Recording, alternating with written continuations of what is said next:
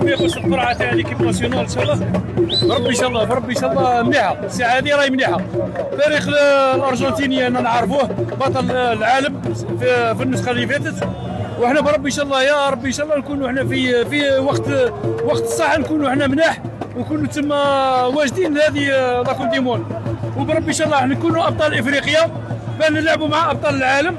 وبربي ان شاء الله احنا ما يخلعناش الارجنتين، والله احنا رانا عندنا بعد نتلاقاو مع النمسا، عندنا حسيب مع النمسا، وماتش تاع الاردن وماتش عادي يعني مش في المتناول يعني.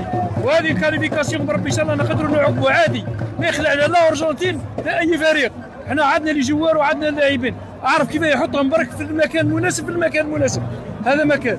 وربي يجيب الخير ان شاء الله. ان شاء الله يا ربي. معاكم الاخ الحاج ان شاء الله يقول لكم كلمه. السلام عليكم خوتي. بالنسبه للقرعه تاع كاس العالم ان شاء الله يعني مع منتخب الارجنتين باذن الله راه غادي نديروا ماتش شباب باذن الله.